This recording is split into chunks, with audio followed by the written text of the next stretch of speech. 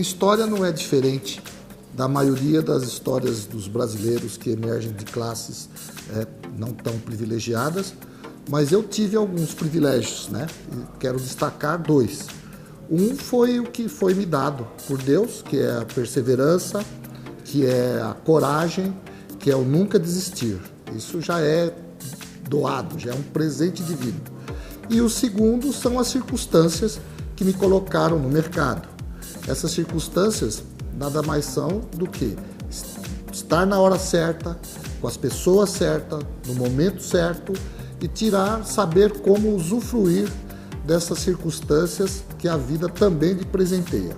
Então, quero compartilhar com vocês um pouco desta minha vida, né, que hoje eu espero que vocês ajudem a desvendar também, né? Bom, a minha história começa, como eu já disse, como milhares de meninos que vão para o Senai, né, que era uma das poucas opções de educação que existia no período em que eu estava na idade escolar. E eu fui privilegiado por um professor chamado Valdemar, que me colocou na Escola de Artes Gráficas.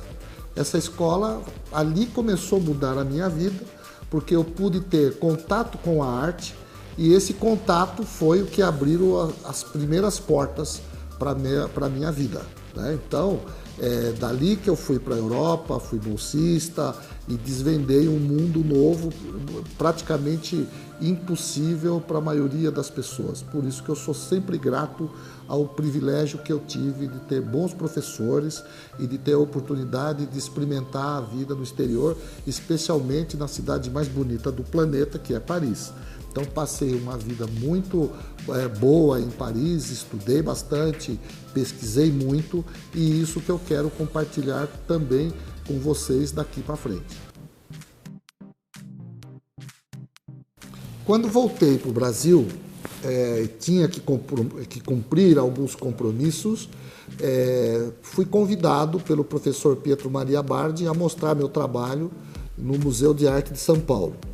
Quando tive a oportunidade de mostrar esse trabalho, meu trabalho agradou ao professor Pietro Maria Bardi, que imediatamente me levou na presença de um dos grandes empresários do setor cosmético da época e da perfumaria, que era o senhor Aparício Basílio da Silva, a quem prontamente me ajudou, e o meu primeiro emprego foi em sua perfumaria, que na época era bastante famosa, que chamava Perfumaria Rastro. Bom, depois da Perfumaria Rastro, eu também tive mais um grande privilégio. Conheci uma pessoa chamada Aldo Astolfi, que nessa época era o presidente de uma empresa que se chamava Marchand. E a Marchand tinha algumas marcas que não se desenvolviam e me passaram a incumbência de criar uma linha nova, que até hoje é um dos projetos que mais me dão reputação, me dão prestígio, que é criar o Cenoura Bronze, né? Desenvolver o Cenoura Bronze, que é uma marca de protetor solar que até hoje praticamente o Brasil inteiro conhece. Esta foi a minha primeira marca de sucesso. Posto isso, fui para a segunda marca, que se chamava Yves de Marchand e depois Trebrut de Marchand. Isso já no meu escritório novo, né, já como profissional, e foi muito interessante, porque aí eu comecei não só a trabalhar na questão do design, mas também comecei a desenvolver o meu nariz. E a partir desse desenvolvimento do meu nariz, foi que eu pude começar a trabalhar na área da fine fragrance, dos perfumes seletivos, da perfumaria fina.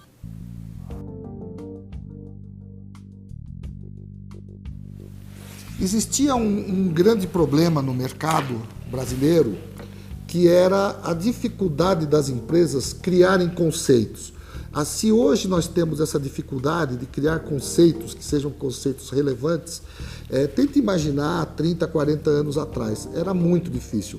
O Brasil de hoje nem se compara com o Brasil de 30, 40 anos atrás, do ponto de vista industrial, do ponto de vista do empreendedorismo, né? Não tínhamos empresários tão corajosos como temos hoje, né? Obviamente, isso dificultava sobremaneira o meu trabalho. Foi aí que eu comecei a desenvolver publicações especializadas. E a minha primeira publicação chamava-se Charme. Essa revista Charme foi um marco na vida editorial brasileira, porque ela trabalhava exatamente com as entrelinhas das pessoas. Então eu entrevistava grandes personagens, como Fernanda Montenegro, o jogador Sócrates, Clarice Abujamra, mas jamais perguntava aquilo que as pessoas queriam, já sabiam delas. Eu fui buscar exatamente as entrelinhas das pessoas. E isso mudou um pouco a maneira de se fazer entrevista no Brasil, né? E que foi muito interessante. Até nessa época, a Clarice Abujamra, ela era casada com o Antônio Fagundes. Quando eu terminei a entrevista, ela ficou assim impressionada e me disse: mas espera, você não vai me perguntar do Fagundes? Aí eu falei: não, eu vim aqui entrevistar você, não o seu marido, né? Aí ela agradeceu, porque todas as pessoas que se aproximavam dela, no final sempre fazia alguma pergunta do seu marido, que naquele momento não era o objetivo da entrevista. Então, a revista Charme foi um marco editorial brasileiro, né? Nesse mesmo período, por acaso eu fiz uma descoberta que a Biblioteca de Londres estava enviando pessoas para poder pegar algumas peças brasileiras, né, para agregar, para aumentar o acervo da Biblioteca de Londres sobre a parte brasileira, né? Nesse período eu já estava mais ou menos, já estava com uma situação financeira bastante confortável e comecei a adquirir, comprando livros raros, comprando pedras litográficas, tudo aquilo que interessava aos europeus, especialmente aos ingleses, especialmente ainda a Biblioteca de Londres. Com isso, o que nós fizemos? Nós montamos o Museu das Artes Gráficas e começamos a adquirir um acervo, que hoje é um acervo muito respeitado, tanto na área das gravuras, tanto na área dos livros raros. Nossa coleção de livros raros vai de 1501 até o final do século XVIII, e hoje temos o maior acervo de pedras litográficas hoje da América Latina, né? Então nós já nascemos com o intuito de preservar a cultura brasileira, de preservar as coisas boas que o Brasil produz, né? E enaltecer essas coisas boas no exterior, né? Depois eu quero ter a oportunidade de contar um pouco sobre a nossa experiência exatamente em Paris e em Bolonha, na Espanha, na Itália, desculpe.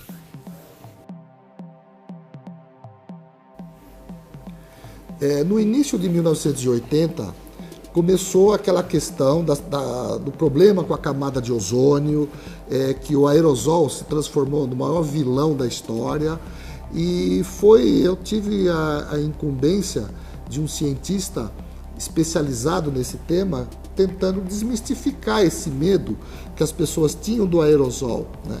Foi aí que nós começamos a fazer congressos especializados, voltados para o mercado, mostrando que o sistema aerosol era um sistema moderno, é um sistema confiável e, mais que isso, ele é um sistema que salvava vidas. Para se ter uma ideia, uma pessoa hoje que tem algum problema de asma e está sofrendo com a asma ou está com problema de respiração, ele vai pegar uma bombinha de ar e colocar e vai se salvar. O aerosol salva a vida. Então nós abraçamos a causa do aerosol e colocamos essa questão na mesa para se discutir, para que as pessoas dessem crédito para esse sistema, pois é um sistema extremamente confiável e, mais que isso, é um sistema econômico e não tem nada a ver com esse trauma causado pela mídia, pela imprensa, de que ele estraga a camada de ozônio, de que ele detona a camada de ozônio. Poucas pessoas sabem, mas a camada de ozônio falta muito pouco para fechar e nem por isso o aerosol deixou de ser retirado do mercado. Então existe um pouco de não compreensão de determinados temas científicos e que se coloca na mídia como verdade. Então, o nosso trabalho começou a mostrar essa diferença. A ponto de hoje, nós estamos investindo em pesquisa de vacinas em aerosol. Então, para vocês terem uma ideia, que nesse período, já em 1983, 84, a gente já discutia essa questão da importância desse sistema para a melhoria da qualidade de vida das pessoas.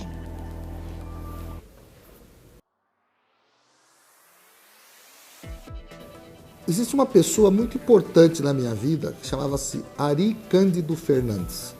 Este personagem foi a pessoa que me acolheu na França, na cidade universitária, e foi uma pessoa que me deu os primeiros caminhos em prol das causas humanitárias, né, porque ele era um grande ativista brasileiro na França, e ele que me colocou em contato com os dramas que viviam as mulheres muçulmanas, especialmente no Saara Ocidental, em outras regiões, obviamente, mas especialmente também os dramas da guerra entre a Etiópia e a Eritreia.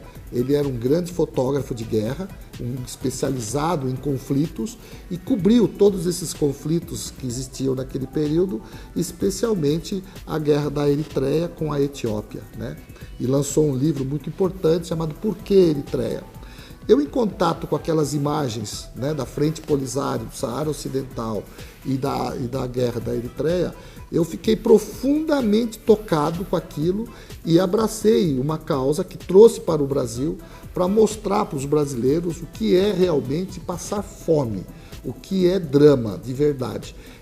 Infelizmente, quando dizem que Deus é brasileiro, eu tenho quase certeza que realmente ele é mesmo, porque o Brasil é um país tão abençoado que a maioria das pessoas que tem dificuldade extrema aqui no Brasil não chega nem próximo da dificuldade que é o problema da fome da Etiópia desse período, dos dramas das pessoas que vivem praticamente com 1, 2, 3 dólares, nem com isso eles sobrevivem com isso no mundo inteiro, né? O maior dos dramas brasileiros não chega aos pés do drama que essas pessoas vivem, inclusive pessoas mutiladas por conta da guerra, por conta de serem prisioneiros, que são guerras tribais. Então eu vim para o Brasil e comecei a desenvolver um trabalho para mostrar para as pessoas os dramas que nós nem sequer tínhamos noção, e especialmente o drama das mulheres. Para se ter uma ideia, existem tribos africanas que mutilam mulheres para que elas não tenham prazer, né? Especialmente uma pessoa que abriu esse espaço para discussão aqui no Brasil, que é a senhora Imã, esposa do genial David Bowie, né? Imã, uma modelo consagrada que veio de uma tribo onde isso era uma prática lá dentro. Quando eu contava isso para as mulheres, e ela também contou aqui no Brasil, isso causou uma comoção entre as mulheres que é incomensurável. E aí foi quando nós incentivamos cada vez mais as mulheres brasileiras a se aglutinarem em prol de causas que defendem as mulheres não só do Brasil, mas do mundo inteiro. E criamos alguns movimentos que realmente tiveram bastante repercussão nesta época.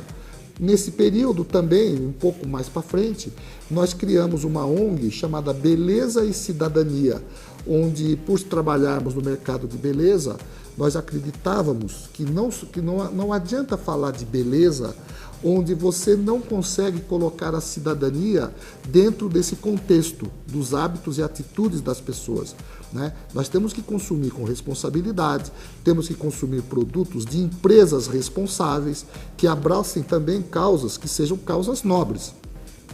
Não podemos transformar e incentivar as pessoas a esse consumo irresponsável. Tudo isso nasceu nesse período com essa ONG Beleza e Cidadania, e nós formamos 35 mil mulheres manicures, mulheres que viviam em situação de risco, mulheres estupradas, espancadas, que hoje as 35 mil, tenho absoluta certeza, estão empregadas e usufruindo do conhecimento que nós passamos para elas. Essa atitude foi uma atitude que nos abriu espaço não só no Brasil, mas espaço internacional, inclusive espaço político, que nós sabemos utilizar muito bem, sem tirar proveito do lado ruim da política, mas tirando proveito do lado bom, da verdadeira política, da boa política.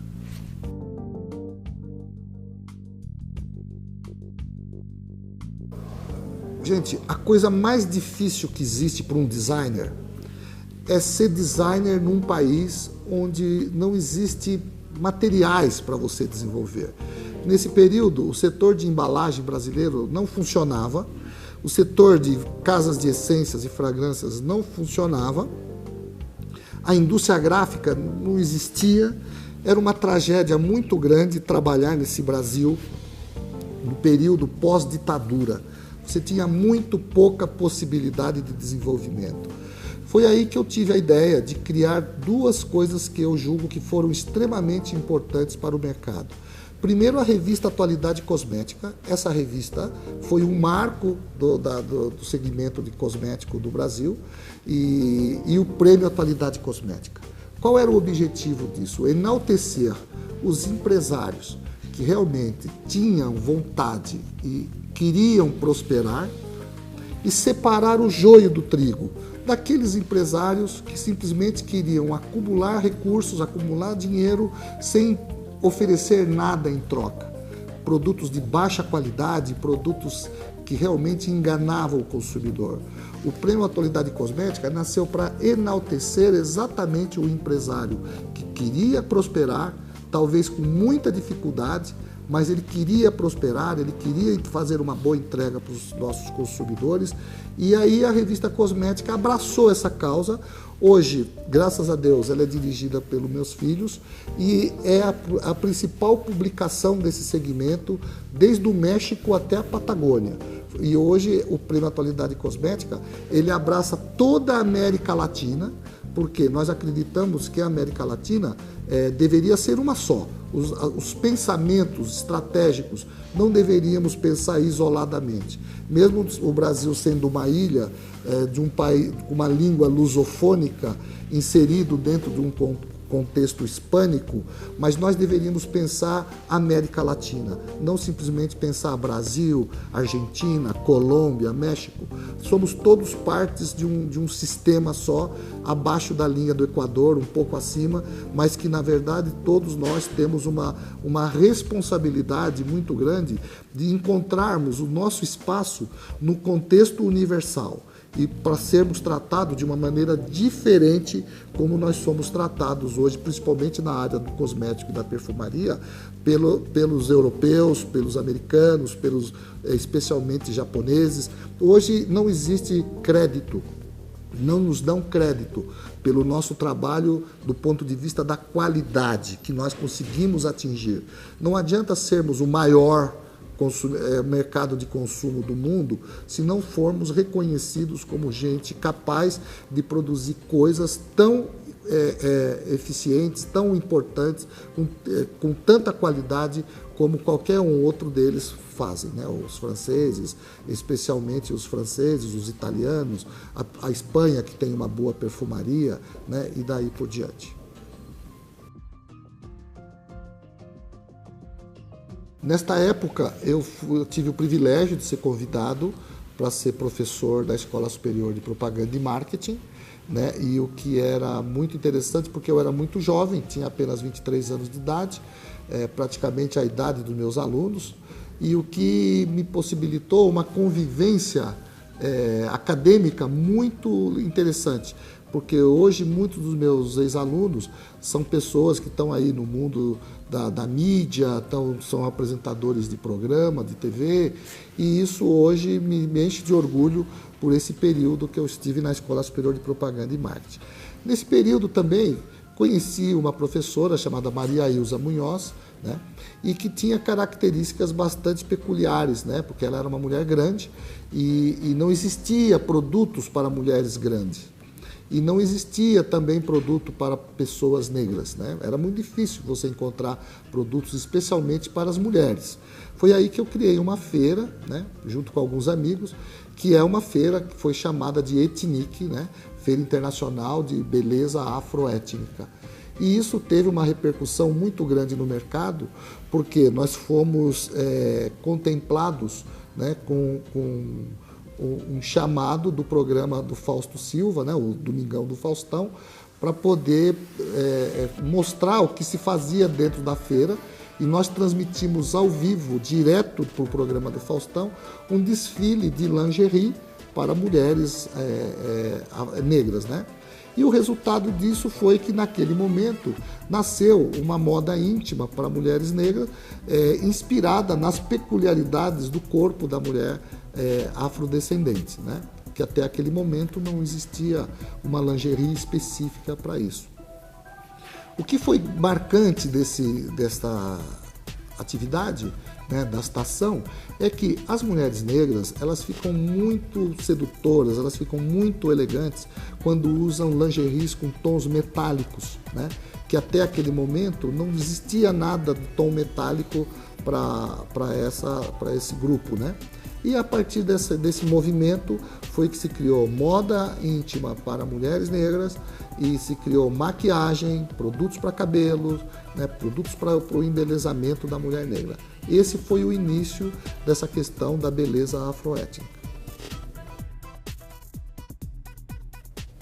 Bom, convidamos vários países para participar das nossas atividades de expansão do mercado afroétnico do Brasil. Todos os países, porque poucas pessoas sabem que a Nigéria é o país com o maior número de negros no mundo, seguidas do Brasil, depois África do Sul e depois os Estados Unidos, né? E por algum motivo, não me lembro exatamente o que, eu esqueci de colocar a bandeira da Nigéria no cartaz que nós criamos, e isso gerou um enorme problema diplomático, vamos chamar assim, pois eu tive que refazer todas as peças publicitárias de comunicação por conta da bandeira da Nigéria que eu tinha, de alguma maneira, não colocado. Mas não me lembro exatamente por quê, e fui procurado pelo embaixador da Nigéria no Brasil na época, e esse senhor falou: olha, você não pode deixar de colocar a Nigéria neste evento, até pela importância que ela tem dentro dessa comunidade.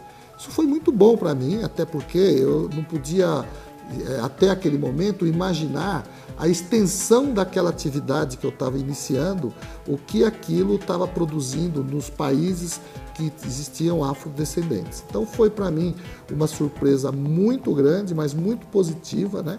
Custou um bom dinheiro ter que recolher tudo e fazer tudo de novo por conta da colocação da bandeira da Nigéria nesse material promocional. Eu sempre acreditei na ciência. Eu não acredito ser possível existir desenvolvimento econômico sem se abraçar com a ciência. A ciência é o que vai nos colocar no nível que o ser humano merece, né? E eu sempre tive essa convicção, e a partir desse momento eu comecei a colocar em prática um projeto de ciência para a vida. Foi quando eu reuni num encontro grandes cientistas, grandes pesquisadores, né? Entre eles o Luiz Pianovski, o Eduardo Caritá, a Sônia Corazza, Joãozinho de Domênico. Esses personagens me deram um caminho muito favorável para que eu pudesse desenvolver e propor para o mercado produtos com alta tecnologia. E esses produtos, nesse momento, nós começamos a desenvolver, pesquisar. Você sabe que a pergunta que se faz para a ciência, as respostas nunca são imediatas. Então eu sabia que naquele momento nós estávamos iniciando um trabalho, mas que não tinha tempo para acabar e não tinha tempo para as respostas. Só que as respostas começaram a surgir depois de 5, 6 anos, né? Então desenvolvemos produtos para a saúde como o Nanosal, Nanosal, para se ter uma ideia, gente, o remédio mais vendido do planeta é uma marca que cuida da questão da pressão alta, né? que geram os nefropatas, que geram as pessoas com grande problema de hipertensão. E nós começamos a atacar esse segmento e conseguimos criar um produto com uma partícula tão pequena de sal que quando nós apresentamos para um hospital, eles falaram, olha, a Organização Mundial da Saúde estabeleceu esse ano para se estabelecer a redução do consumo de sal em 20%. Este projeto que você está encabeçando reduziu em 20 vezes a ingestão de sal, que é o nanosal, que é um produto que vai estar disponível no mercado nos próximos meses, né? É um produto vendido em farmácia, é um sal nanotécnico e terapêutico, né? Também desenvolvemos produtos para proteção da pessoa no quesito queimados. O Brasil é um país que produz muitas pessoas queimadas, queimadura, ou acidental, ou no fogão, ou doméstico, ou industrial. Então, um dos cientistas mais brilhantes do nosso grupo, que é o Dr. Luiz Pianovski, criou um produto que, além de neutralizar o terminal nervoso, ou seja, cessa a dor na hora, imediatamente, forma uma película protetora que protege a pessoa no que diz respeito à desidratação e infecção, né? Esses cientistas nós temos vários projetos, dezenas de projetos a serem lançados ao longo do ano. Então, estar do lado da ciência, para mim, foi assim como se eu renascesse. E nos dias de hoje, nós estamos agregando novos cientistas, né, cientistas brilhantes. Temos uma cientista chamada Kátia Coelho, que desenvolveu toda a tecnologia de nanoprata para poder eliminar bactérias, porque nós vivemos hoje num ambiente profundamente infectado, né? Somos vítimas dessas infecções, produzida por bactérias que eclodiram até antes do tempo em função do aumento da temperatura. Vocês sabem que o aumento da temperatura ela gera um volume enorme da eclodição dos hematófagos, que produz exatamente a transmissão de muitas doenças que hoje nós estamos experimentando. Então, essa nanoprata, ela é capaz de eliminar 99,9% das bactérias quando esse produto está em ação, né? E isso me colocou num mundo novo. A ciência me levou para um lado maravilhoso da vida. Bom, conseguimos juntar um grupo de empresários brasileiros, porque o que eu colocava? O Brasil, infelizmente, é um país sem marca. Não faz parte da cultura brasileira o empresário investir em marca. Nós investimos em produtos, mas em marca nós realmente somos ruins de geração de marca. As marcas brasileiras no exterior, com raríssima exceção, algumas que até são brasileiras e nós nem podemos acreditar que como é o caso do Maga Stern, que é uma marca mundial, global, é uma marca brasileira, né? Esse fez um belíssimo trabalho. No mais, as marcas brasileiras são marcas governamentais, marcas institucionais. Então, o que eu sinto? Eu sinto que era o momento de pegarmos marcas brasileiras e levar para a maior vitrine do planeta, que era Paris.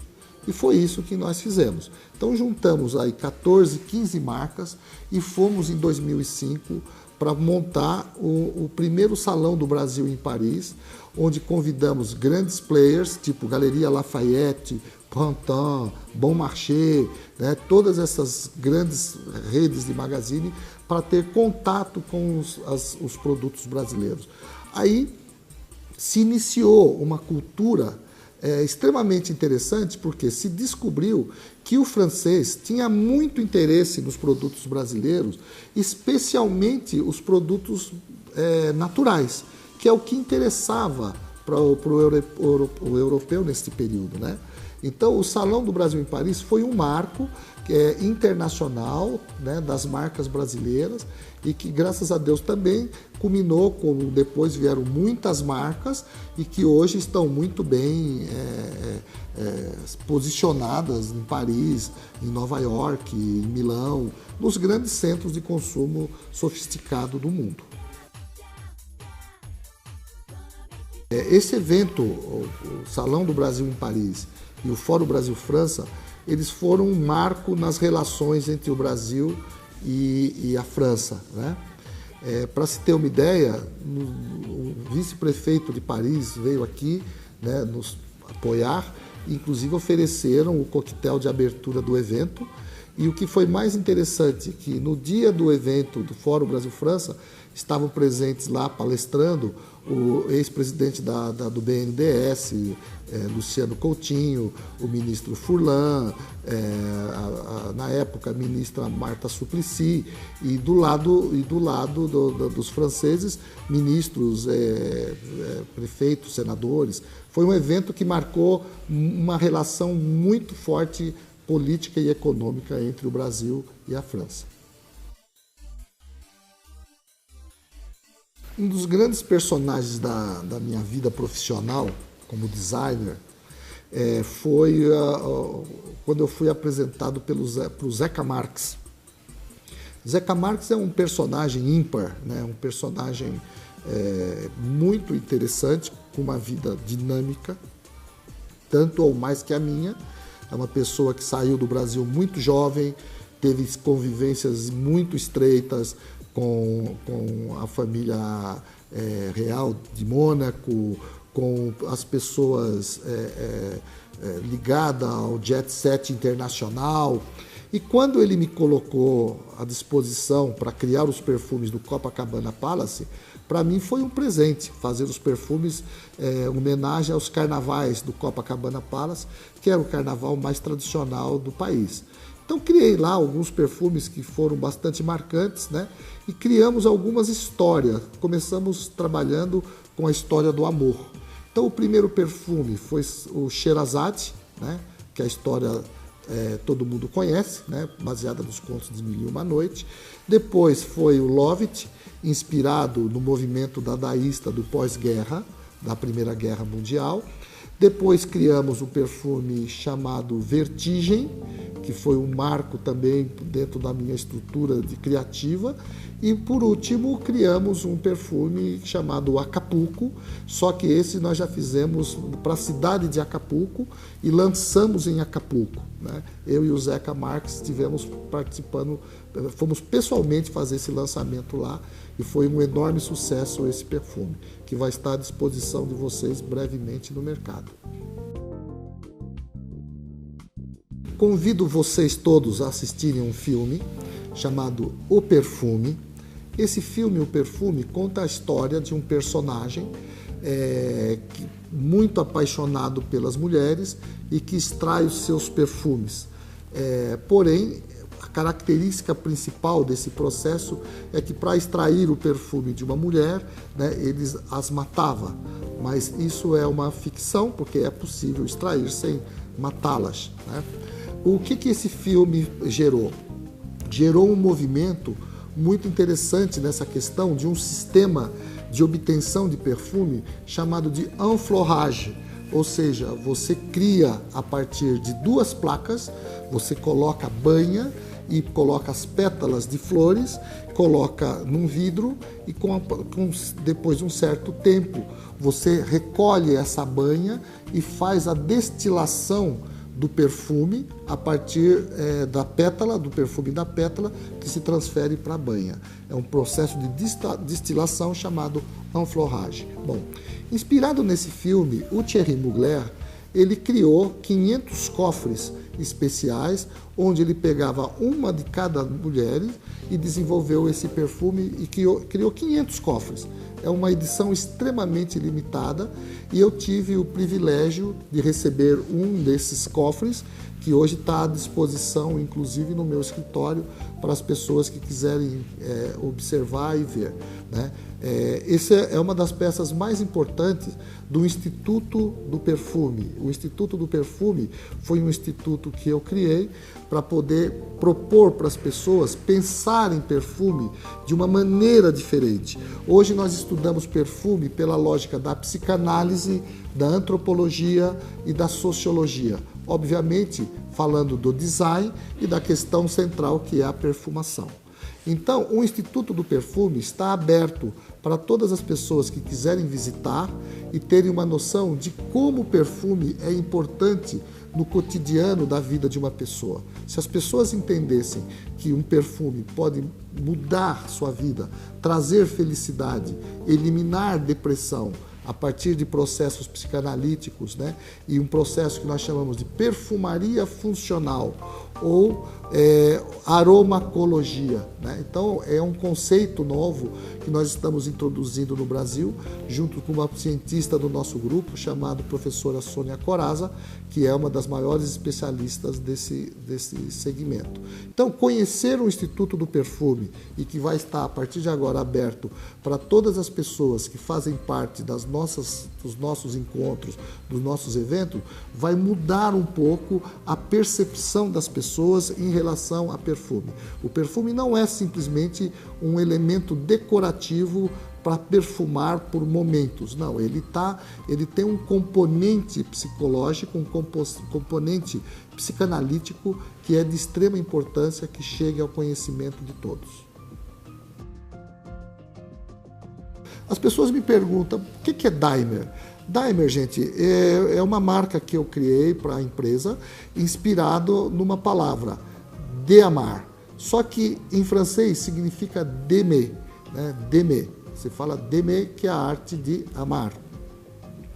Porém, o que acontece? Nós resolvemos nacionalizar a marca, a palavra d'aimer em Daimler, para que todas as pessoas possam, em qualquer parte do Brasil, pronunciar a palavra como ela é lida, Daimler, tá certo? Mas d'aimer significa de amar. E essa é a maneira que a empresa encontrou de mostrar para os seus consumidores que amar para a Daimler significa o quê?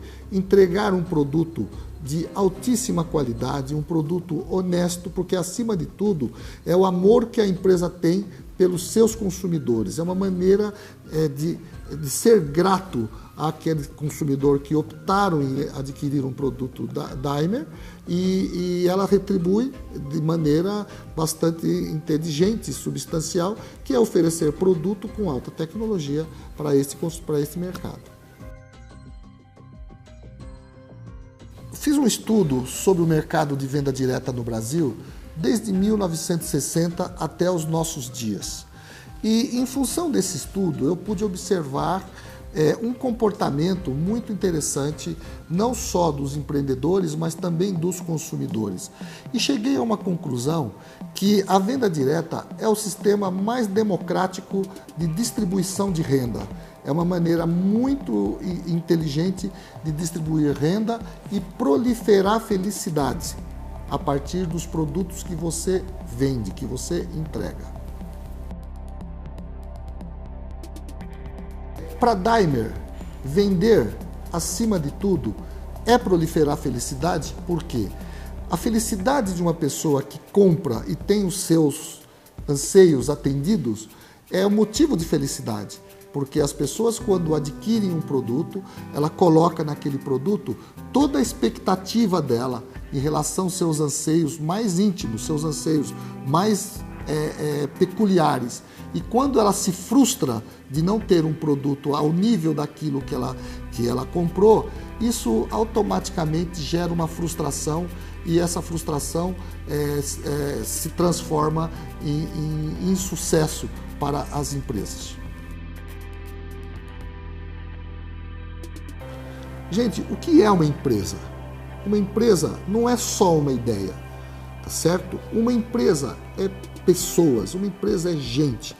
Eu, como sempre gostei de gente, eu sempre trabalhei para o bem-estar de pessoas, eu fiquei muito feliz quando consegui aglutinar em torno da ideia Daimler um corpo de executivo, de gente muito jovem, muito interessada, com muita energia, para poder colocar todos os planos que eu tinha imaginado em prática, né? A Daimler, ela incorpora não só as pessoas, mas também algumas das mais nobres atitudes que uma empresa tem que ter, ou seja, promover a felicidade das pessoas.